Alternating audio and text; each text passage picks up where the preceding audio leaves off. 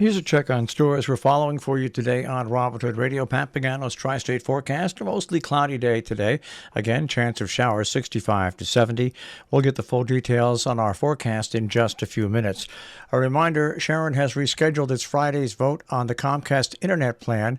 They have to rechange the language to make it legal, but that town meeting is still on Friday. It's just the Comcast portion of it will be held at another date. So the town meeting is still scheduled for this Friday. It'll still be held. There's two other items that are on the town vote, but the Comcast proposal will be tabled this Friday.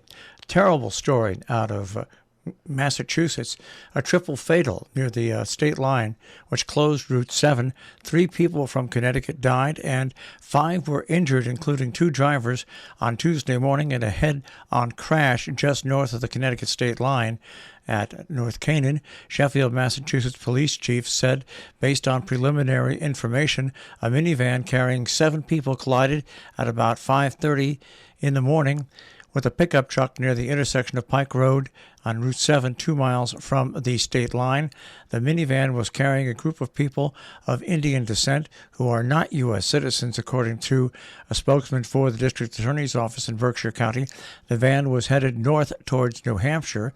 A language barrier was challenging the gathering of more information. The driver of the pickup truck is from Sheffield and was headed south to work. His injuries were described as not life-threatening. Both vehicles were heavily damaged. The driver of the pickup truck and the minivan both survived and were taken along with 3 other survivors to area hospitals, including the Berkshire Medical Center by EMS. Well, in Connecticut, representatives of local governments and school districts are asking the state to allow the use of federal coronavirus relief funds to help finance upgrades to improve school quality in the air.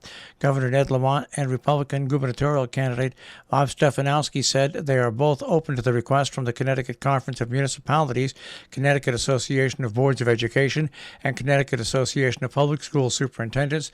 In a joint appeal, they urged Lamont and the State Department of Administrative Services to lift the prohibition of the use of the fiscal recovery funds from the American Rescue Plan Act to pay required local matches for newly established state grants to install, replace, or upgrade heating, ventilation, and air conditioning systems. Well, a sure sign that winter is on the way. Roads to the summit of Mount Greylock will be closed this Sunday.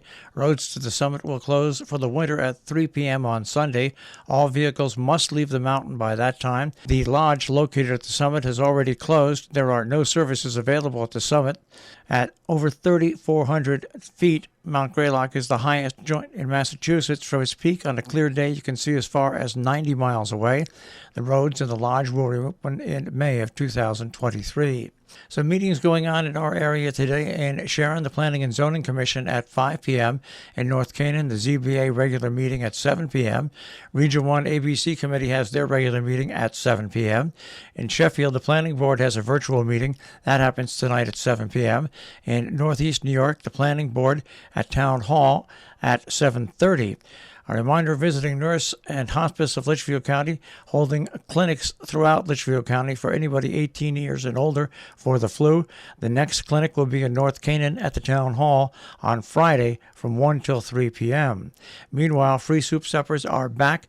They'll be held once again Friday, once a month. This Friday, 28th, is the date.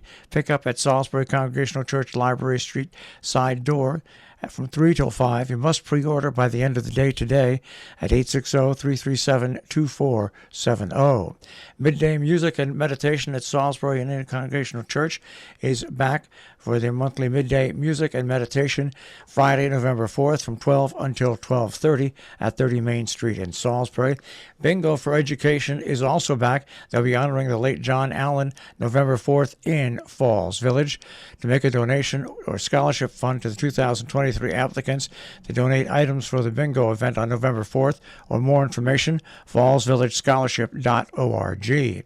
Bunko fundraiser for the Sharon Fire Department Ladies Auxiliary will be held on November 4th at 6:30, sponsored by the Fire Department Ladies Auxiliary. The Sharon Firehouse is the location. Doors open at 6:30. Playing starts at 7. $20 donation, half towards prizes, half towards the auxiliary fundraiser. Questions or more information, 860-364-0486 or 860-364-0292. Masks are not required, but they are encouraged. The annual town report in Cornwall is nearly ready to be presented to the residents. The Board of Selectmen acted at their regular meeting on October 4th to set the date for the annual town meeting and the approval of the capital expense plan. The in-person town meeting will be held Friday, November 4th at 7:30 at the Cornwall Consolidated School. A winter clothing drive and giveaway is November 5th. All Saints of America Orthodox Christian Church will again hold their winter clothing drive, taking place Saturday, November 5th from 9 until 2 at the church, which is located at 313 Twin Lakes Road in Salisbury. It may be donated and dropped off at the church at any time between now and the first week of November. For more information, 860-824-1340. The D.M. Hunt Library Nature Talk, Matson, Connecticut, with Master Wildlife Conservationist Ginny Apple, will be happening on Saturday, November 12th. More information at the D.M. Hunt Library's website, huntlibrary.org. Our business brief is underwritten by Morgan's at the Interlaken, where you'll find a regular menu, a tapas menu, and dinner specials nightly. InterlakenInn.com. You'll also find them on Facebook and Instagram, and by Salisbury Bank, SalisburyBank.com. The Dow Jones Industrial Average starts off the day today at 31,836.74. The NASDAQ at 11,199.12, and the S&P 500 at 3859.11. We'll take a look at the tri-state forecast. That'll come your way in just a few moments.